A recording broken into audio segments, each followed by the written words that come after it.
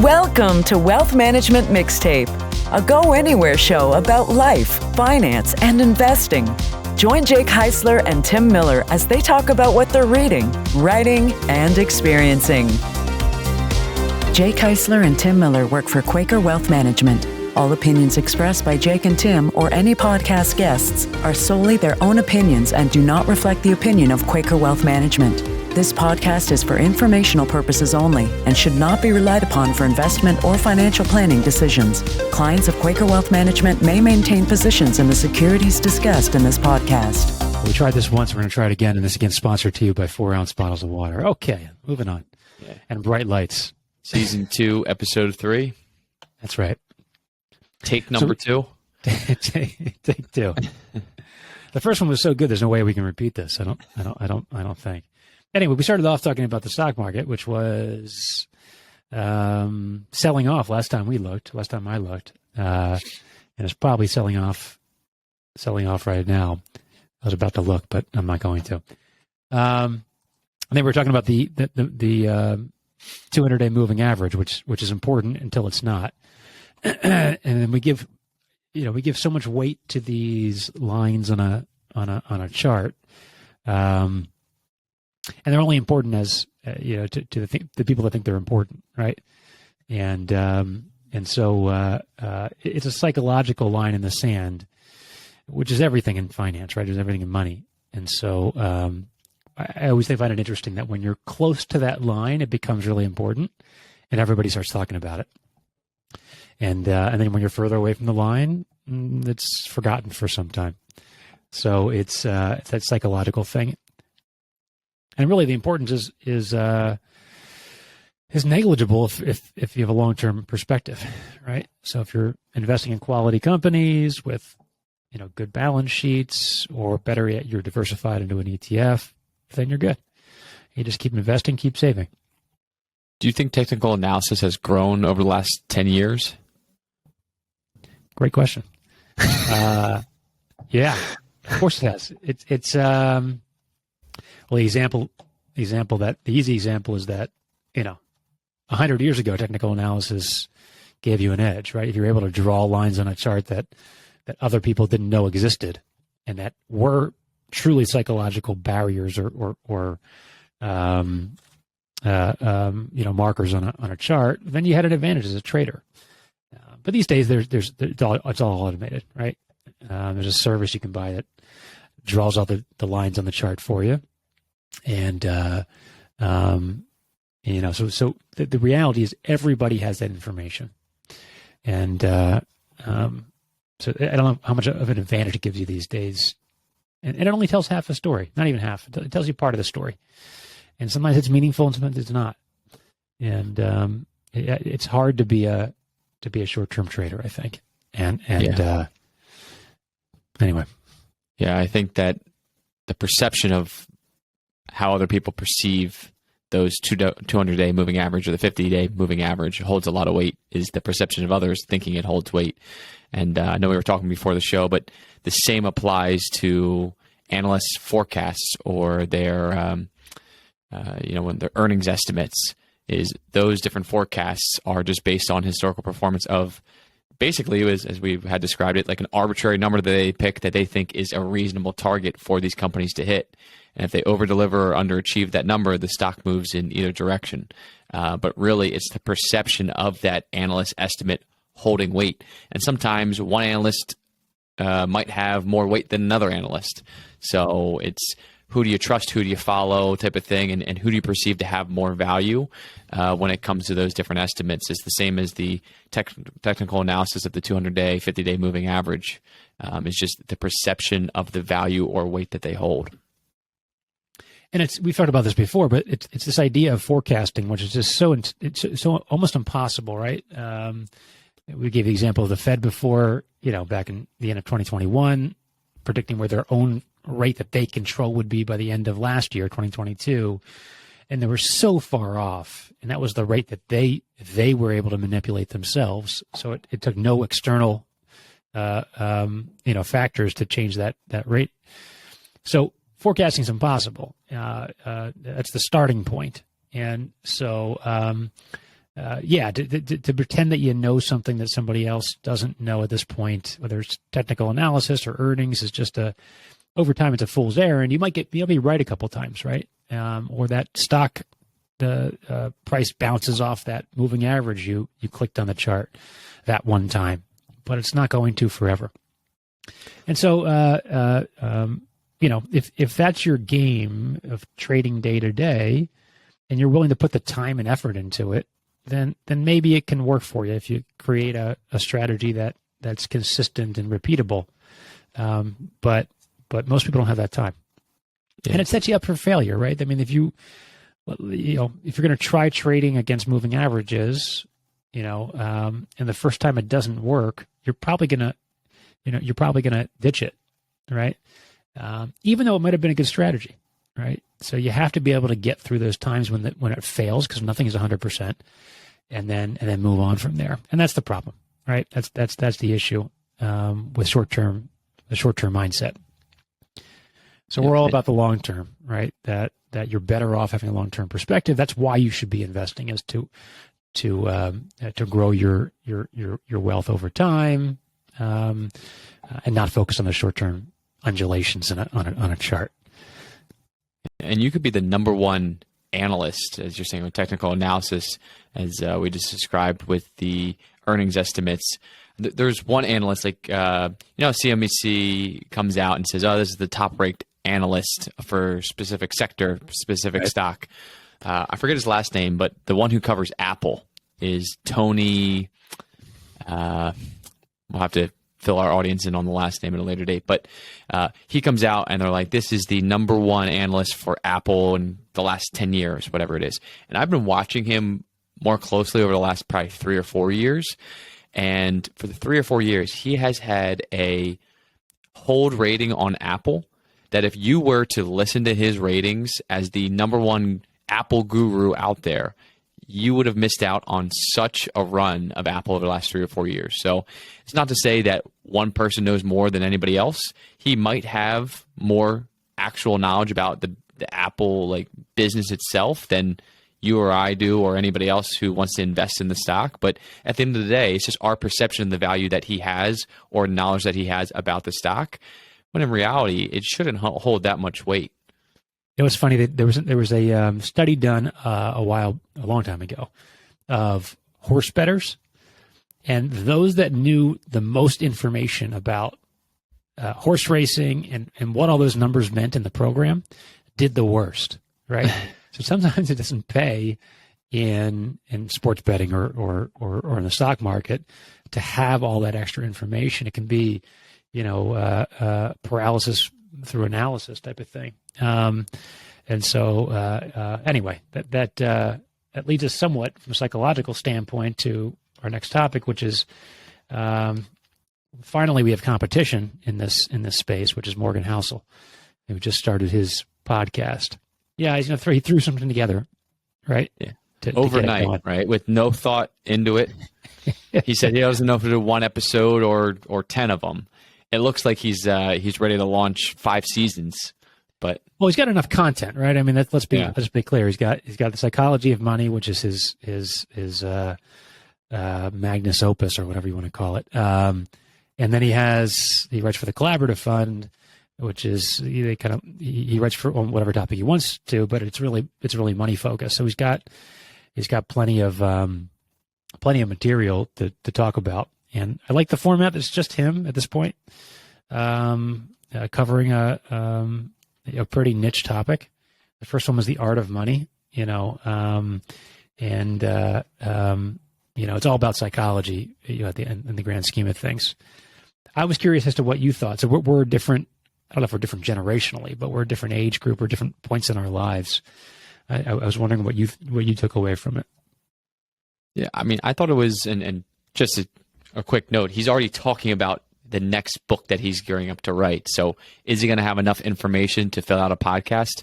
I think he's got enough for a few seasons. And if Morgan Housel, if he ever listens to this show, we would love to have you on as a guest. So I think that should be our goal, to have Morgan Housel come on our podcast to help grow his podcast. But I thought the first episode that he put out was great. I thought it kind of recapped, and I've only read part of his book, The Psychology of Money. I know you're a big fan of that book. But it just talks about a lot of the different factors in play and how people are influenced for their spending, saving habits. And it really comes back to their background and how they were brought up is a main theme in how people choose to spend their money. And somebody who was, or grew up poor might do things or spend their money in a certain way rather than, somebody who grew up well off or wealthy. And I find that very interesting in a way where people perceive other people to think the things that they buy valuable or to perceive it as like a status symbol, when in reality, everybody just thinks about themselves. And does that nice house or does that really nice car increase your, how others perceive you? Probably not. It increases your own value to yourself in some ways, I guess, or it might be the satisfaction of working that job to get something nice that you wanted or buy something nice for somebody else. But it's really not what you think it is. And we were talking about with, somebody who's looking at buying a home, right? They've bought multiple homes in the past 5 years or 10 years, and they buy a bigger home every couple of years. What is the satisfaction of doing that? I guess it's just and I know you'll probably go into this, but the dopamine effect, the rush that you get from trying to get bigger and better and more expensive things down the road. Well, yeah, it's the lead up. It's the anticipation, right? I don't know if you've ever done this where you order something through the mail, Amazon or whatever it is, and it's taken a while or it's delayed, and so you're waiting and waiting and waiting, and you get more and more excited about this thing arriving. You look out on the front step and see if it's there or not, and then when it gets there, it's like, all right, it's here. Now what? Now what do I do? So it truly is, and this is one of his points, that it's all about the lead up to the moment, and the moment comes and you realize, well, the dopamine's gone. That rush isn't there anymore, so you move on to the next thing. And it creates a spiral effect, right? This where he gives the example of your first car is $10,000, and so you want your next car to be $20,000, and the next one to be $40,000, then $80,000, then $100,000 car, and then you want multiple $100,000 car, so on and so forth. And that first dopamine rush you got when you were just able to afford that your first new car is similar to the dopamine rush you get getting the second $100,000 car. So it's like a drug user, right? You need more and more to get that same high. And so what's the takeaway? The takeaway, maybe knowing that, right? Just knowing that as a human, that we're driven by the anticipation of things. Maybe you can stop yourself and realize that, or say, when that thing arrives, or when I finally get behind the wheel of that new car, it's not going to be as great as I think it might be, and maybe that prevents you from making those decisions. Isn't that in a way like trying to reverse engineer how we're wired as humans? Yeah, but I think we're sophisticated, animals, right? So we can reason, right? So I think we're the only animals that can actually reason. We can talk about how we think about things. And so if you want to, there's right Buddhist monks who are all about the present moment, not material things, though they're human too, right? So there are ways to train yourself, in essence, to not react in a similar way. And I think knowing's half the battle, right? I mean, I think knowing that that's how we're wired, you can kind of, when you're getting that excitement about hit the buy button on whatever it is you're trying to buy on your phone or whatever tablet, that maybe it causes you to pause for a second. One trick that my wife and I use sometimes is if we want something, we'll add it to the cart, right? And then leave it there for a day. And then you come back to it and you say, all right, I really, and you'd be surprised that dopamine rush isn't there anymore. And you don't buy it. You realize, we really don't need that. Yeah. I think, consumer habits and really what you're talking about is it comes into like we have the ability to reason, but other factors come into play. It's discipline to do so and the willpower to actually follow through on that reason and saying, I don't need this nice car, but yet we still might go buy that nice car. Like we have the ability to reason, even though we might not follow our own advice or what we think is the right choice in that specific, scenario. But isn't that what the economy is built on as a whole, is just consumer behavior and knowing how we're wired and why people purchase things? And it's really just they know that people who make more money in most cases like to spend more money, and people want those fancy things and those things that are a status symbol.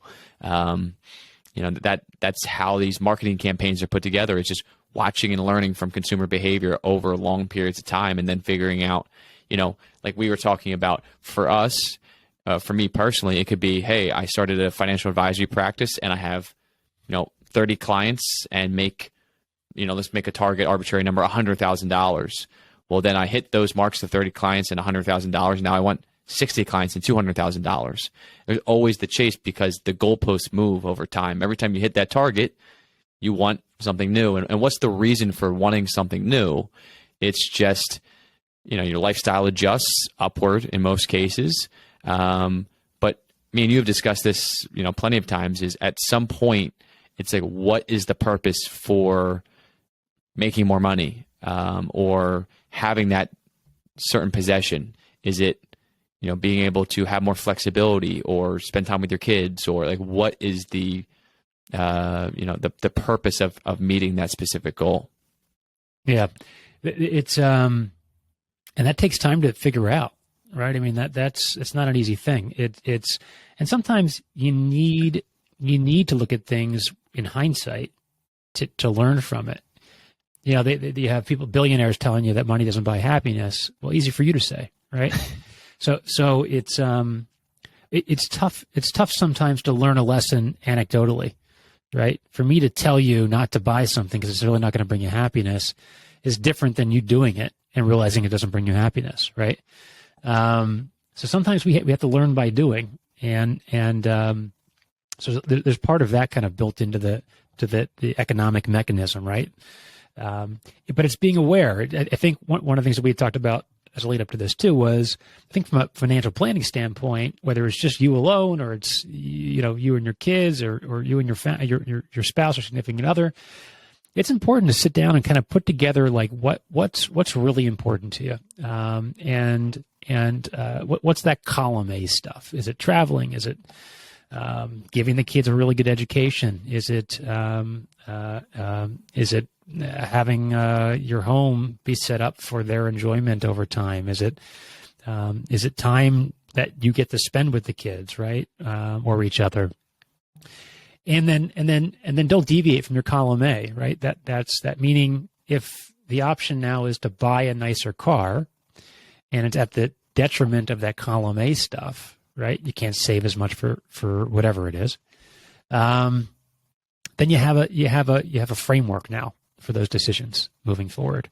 And sure, those things might change, right? Kids get older, they leave the home, and now it's about traveling or something, right? And less about the kids, but now maybe it's spending time with the grandkids.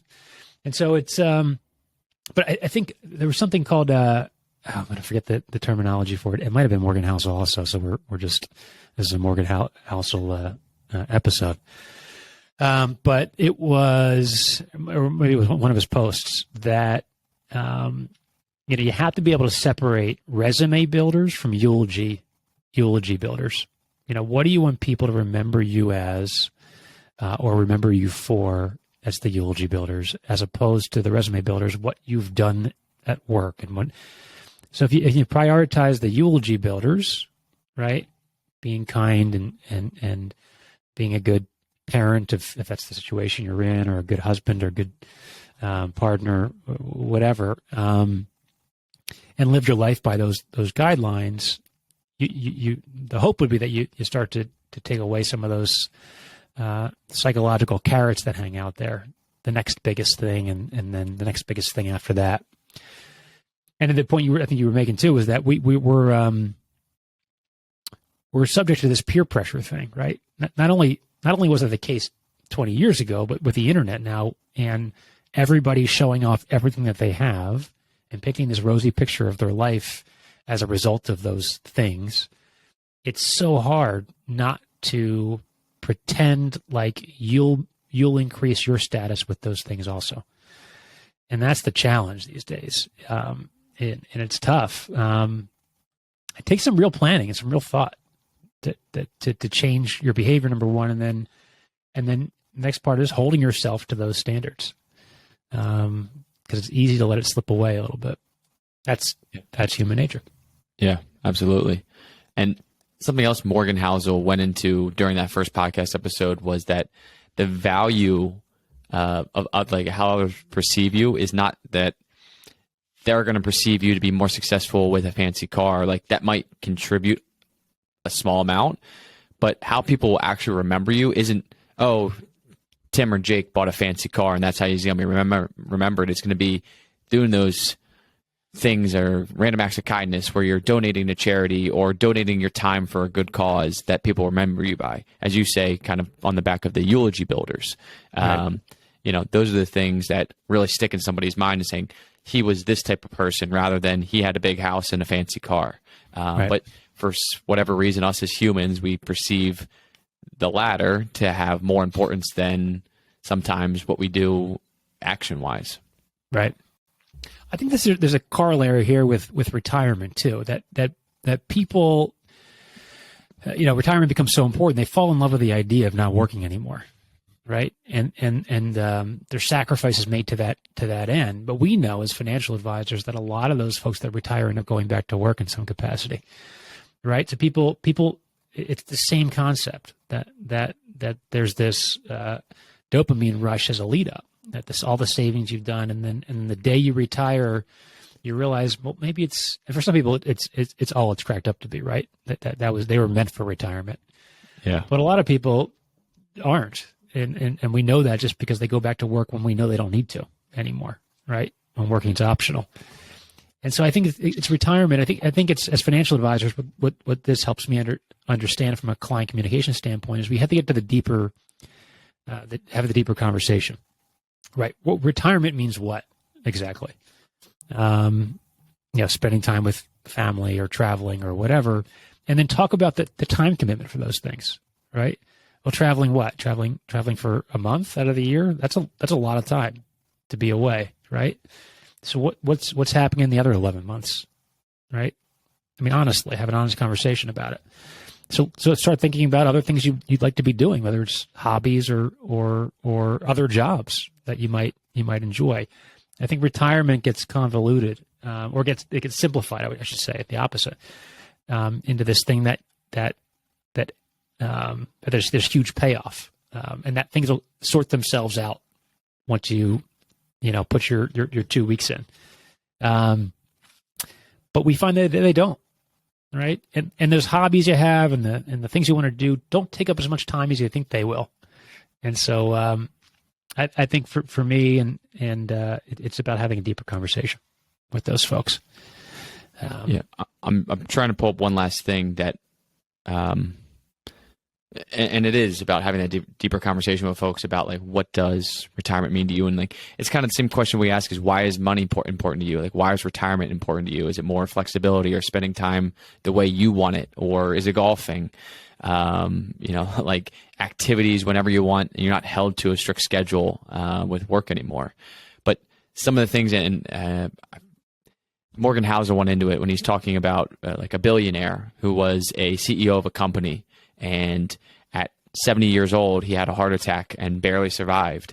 And I guess he was interviewed after he recovered, and they're saying, what were you thinking about in the ambulance ride to the hospital? And the one thing he was thinking about was, I didn't spend enough money during my lifetime. And it's just crazy to think that in that scenario, that's what you're thinking about, is that he didn't spend enough money the way he wanted. And he gave the example of that CEO always bought cheap wine because he grew up poor, so he never wanted to splurge on something that he enjoyed like wine. When after the heart attack, he never bought a bottle of wine under $100. So he had this change in saying, hey, I've got all this money. Of course, some of it's going to be kind of set aside for future generations, but I'm going to be able to enjoy this while I'm still here.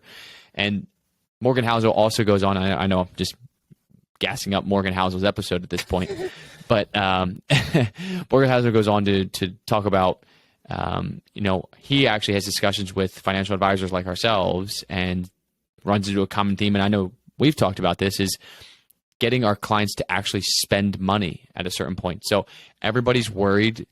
So like the focus goes on, am I ever going to run out of money? And yes, that is our primary job, to help guide clients throughout retirement and navigate difficult markets or, impulses they might have to buy something that they want, even in a down market. And our job is just to kind of guide them throughout their retirement. But really, at a certain point, it flips where we, as advisors, know, based on their withdrawal rate or based on market performance, that they're never going to run out of money based on current spending. And that paradigm kind of flips where now it's, hey, you should go take that extra vacation or gift money to children or donate to charity, whatever the case may be, where you need to start spending some of your money. And this has been true as my 10 years now or 9 years now in the business, where I've seen older clients in their 80s and 90s who have money that they couldn't spend if they tried. And it's really just saying, enjoy it while you can, and think about how you want to spend it while you're still healthy, type of thing. Yeah. And the last thing I'll say, and we can shift over to your final topic there you've written down, is all of this. I wrote a post recently called "Time Rich," right? It's just that at the end of the day, we all want control of our time. That's it. And when you have children, I think a big component of that is setting them up for success, right? So it's time rich, being able to do what you want to do, and then guiding your children in a positive way into the world, which can be ruthless at times, right? And one thing that, again, we'll spend more time on in our next episode is viewing, and I never looked at it this way until I read something. It was from Gordo Byrne. I might have mentioned him before, who is we'll talk about him next time. But anyway, he looks at providing college education as an accelerated inheritance, right? It's the gift of not having debt coming out of school, not being burdened with a monthly payment. And that changed the way I viewed things. And that wasn't my focus, and now it is. And so it was. Sometimes you need these kind of paradigm shifts, right? And one of the ways to do that is just to read people that are much smarter than you, or listen to people much smarter than you, Morgan Housel, right? And take their advice and apply it to yourself and what you know, and then you can start helping other people in the same vein. Anyways, I just wanted to mention that before I forgot it, so we could talk about it on the next episode. I think that's a very interesting topic, because we talk about the living inheritance, and it's right in line with that, is trying to help, and everybody has that goal of trying to help their kids pay for college. But if you kind of shift your thinking and saying this is going to be an early inheritance or a living inheritance, that's really changes the mindset for a lot of people. It's pretty powerful. And it's interesting. The last thing I'll say about it is the way that he focused it. Money goes to a 529 plan for college, right? It's got to be the most efficient tool there is, especially with the changes in December. He says that in order to incentivize his kids to choose a college that's reasonably priced, right? He said that anything left over in the 529 plan, I'll match dollar for dollar, and I'll deposit it into your account once you've saved $100,000. Retirement, savings, etc. So whatever's left over, I'll match it.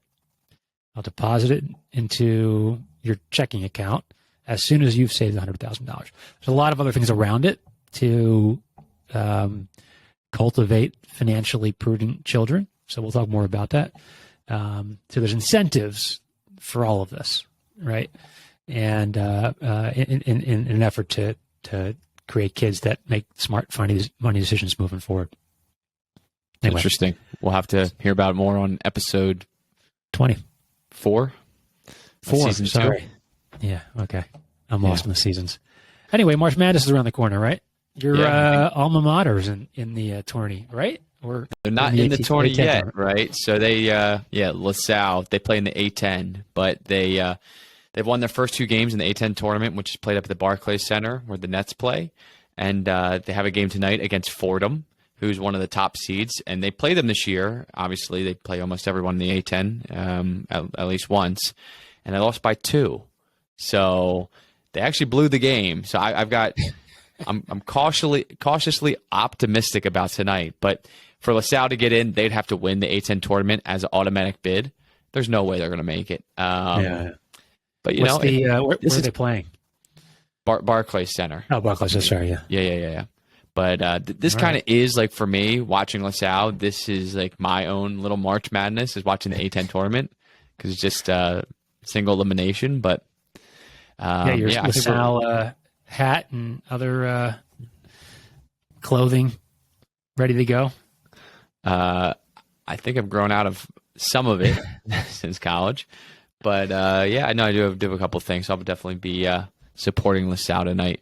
I do think for the tournament, but D3, it'd be really tough for them to get anywhere close to the NCAA tournament. Impossible, actually. So, yeah. But what are your thoughts on March Madness? I think it starts next Friday. Is the first day. Do you have any? Isn't it? It's wide open. No, I mean it's like all the big teams. The traditional powerhouses like North Carolina. They're like about to be the first team who is a preseason number 1 to not even make the tournament. Is Duke going to make the tournament? I think Duke's going to make the tournament, but I'm trying to think like who's good. Like Purdue's a good team, Baylor's decent, but I don't think there's like one team that's just like standout runaway number 1 seed at this point. Villanova's had a tough year. Like the traditionally powerhouse schools have a little bit of a down year, it feels like. New coaches, right? Yeah, North a lot Carolina, of new coaches. Duke, Villanova, all those teams. Yeah, it'll be interesting to see. I think it's wide open. I felt like last year was wide open too, if I remember correctly. It wasn't really like a powerhouse. Who won? I can't even remember who won last year. Was it Gonzaga or something? No, North Carolina lost to Kansas. Yeah. Okay. All right. Well, I guess Kansas is still considered a perennial contender. They always seem to have young guys that step it up later in the season. Yeah, it's crazy how some of these schools just replenish like top talent that leaves for the NBA every year. And going back to your horse betting analogy that you had, is the people who knew the most actually performed the worst. Yeah. It's funny. I'm in a networking group every single week, and one of the guys in the group who's a huge sports fan, kind of like myself, he proposed for the networking group for everybody for like a $10 buy-in to fill out a March Madness bracket. And a couple of the members in the group said, well, I don't know anything about college basketball or March Madness. And his reply was, I know the most. I've never won, so you'll probably win. Which is how it works. The same way, right? If you know nothing, you're probably better off than trying to overanalyze the bracket. Yeah. My wife used to pick just by the color of the team. And she would do better than me in most circumstances. I used to follow it and watch it often. Anyway. All right, let's wrap it up. That was good. We'll come back next time. We're talking about Roth IRAs. No, hold on. 529 plans. All right.